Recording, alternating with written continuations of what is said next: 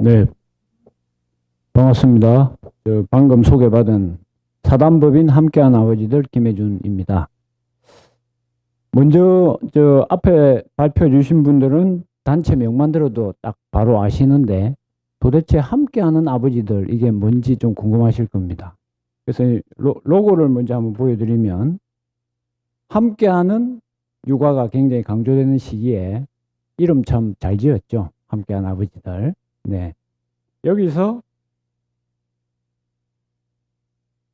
이 왼쪽 로고는 아빠 손 안에 있는 아기 손을 형상화한 거고요.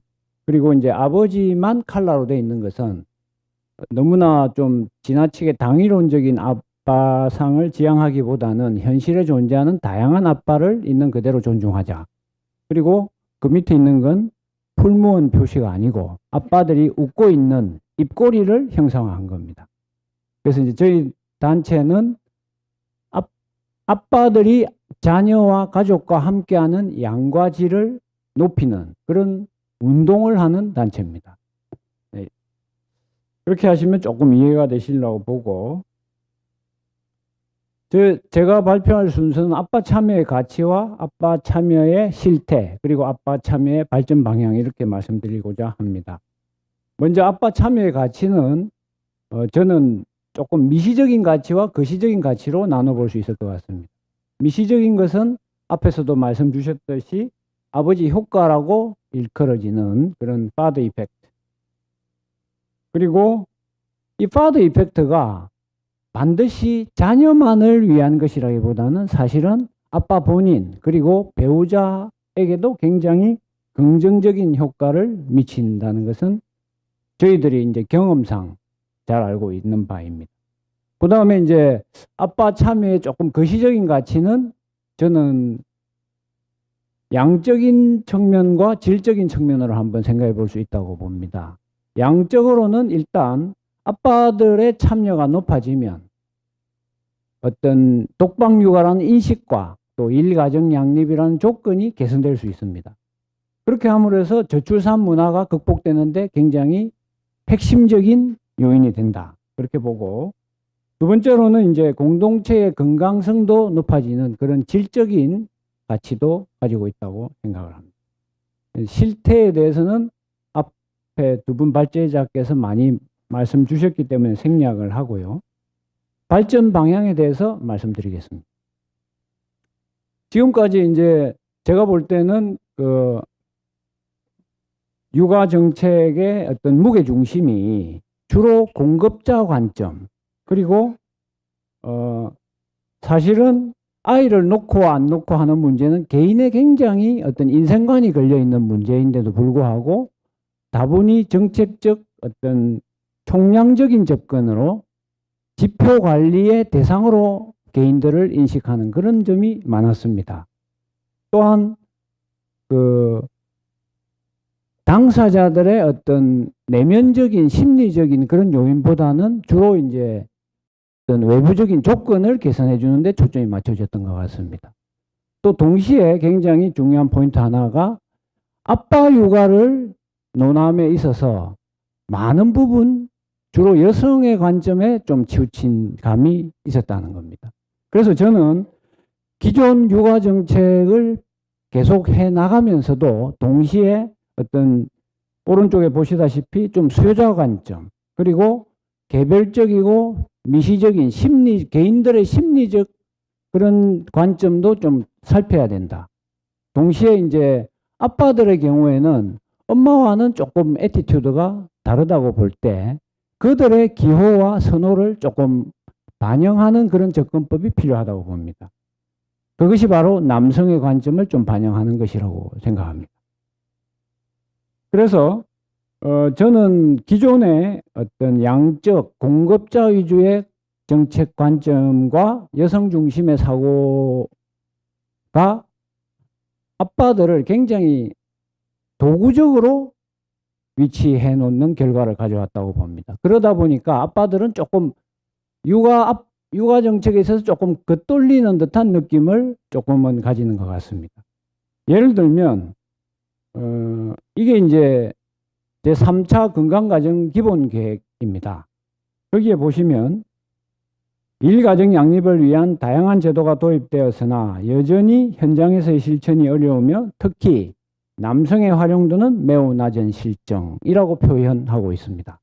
저는 이 표현의 문제이기는 합니다만은 남성을 활용하는 대상으로 바라보는 인식이 조금 저는 좀 문제의식을 가졌던 겁니다. 네. 이건 제가 표기한 게 아니고 여기 한번 보십시오. 남성의 활용도라고 이때 있습니다. 노란 걸로. 그래서 제가 따온 거고요. 그 다음에 이제 3차 저출산 고령사회 기본계획을 보시더라 해도 일가정 양립을 위해서는 남성의 육아 참여가 관건이지만 여성 중심 접근이 여전하여 라고 기술하고 있습니다. 그래서 이제 저는 이러한 남성을 너무 어떤 동원해내고자 하는 그런 좀 인식은 우리가 제고할 필요가 있지 않나 그런 생각을 해보는 겁니다. 그래서 이제 여러분 한번 생각해 보시면 과거에 지하철 매표소를 가면요. 표 파는 곳이라고 적혀 있었습니다. 그러다가 어느 날부터 표 사는 곳으로 바뀌었습니다. 이것이 의미하는 바는 관점의 전환입니다. 그래서 이 육아 정책을 또는 아빠 참여를 고민할 때에도 정작 당사자인 아빠들의 어떤 좀 동기를 충분하게 우리가 들여다볼 필요가 있다는 말씀을 드리고자 하는 겁니다. 그리고 아까도 이제 언급됐습니다만은 드라이브라는 책이 있는데요. 다니엘 핑크가 저술한 책인데 여기에서는 보면 동기 3.0이라는 것을 강조하고 있습니다. 그러니까 어떤 채찍과 당근으로 대표되는 외부적인 조건을 개선함으로 해서 사람의 행동을 유발하는 그런 외재적 동기에 대비해서 내면적으로 스스로 우러나와서 뭔가를 하게끔 유도하는 내재 동기에 보다 주목해야 된다는 그런 내용이 드라이브의 내용인데요. 저는 아빠의 육아를 들여다볼 때도 이 아빠들의 내재 동기에 좀 주목을 하자는 게 저의 말씀드리는 바입니다. 그래서 이제 그 제목 자체를 아빠 참여 내재 동기가 답이다라고 적었던 겁니다. 그렇다면 과연 이제 실천적으로 어떤 방향 모색이 있을 수 있겠느냐? 앞에 두 분께서는 주로 이제 객관적이고 연구자적인 관점에서 여러 가지 문제들을 살펴봐 주셨는데 저는 조금은 당사자이면서 그리고 그 남성의 어떤 그런 입장에서 한번 이 문제를 말씀드리고자 합니다. 실제로 요즘은 이 볼드 저널이라고 있습니다. 잘 모르실 텐데요. 이게 보면 개간지인데 아버지를 위한 라이프스타일 매거진을 표방하고 있습니다. 여기에 보면 남자들이 관심 가지는 여러 가지 탈 것이라든지 도구, 장구라든지 이런 것들을 굉장히 세세하게 소개를 하고 이 개간지가 잡지에서 팔리고 있다는 겁니다. 이건 조선일보 기사에서 따온 건데 이러한 독자층 30, 40대 기혼 남성, 일과 가정의 균형을 찾기 위해 고민하는 아버지들을 위한 가이드 잡지가 나오고 있다는 겁니다. 또 요즘 무선 청소에 굉장히 인기가 많은데요. 이게 다이슨 무선 청소기입니다. 요걸 한번 보시면 가운데 사진을 보시면 기존의 청소기는 버튼이 그냥 위에 있었어요. 근데 이 다이슨 청소기에서부터 마치 총의 방아쇠처럼 만들었습니다. 그리고 그러한 트렌드는 국내 LG 이게 코드 제로라는 무선 청소기고요. 그리고 이것은 파워건이라고 이름도 아예 그냥 건으로 바꿨습니다. 그래서 삼성 무선 청소기 이런 어떤 민간 영역에서의 남성의 심리를 읽어내는 이런 아이디어 차관점에 대해서 육아정책, 아빠 육아를 들여다볼 때에도 우리가 참고를 할 필요가 있다고 저는 생각을 하는 겁니다. 또 이거는 이제 저희가 개발하고 있는 건데요. 앞장 키트라고 이름을 지었습니다. 이걸 보시면 앞치마하고 장갑입니다. 그런데 아빠용 앞치마와 아빠용 장갑인 겁니다.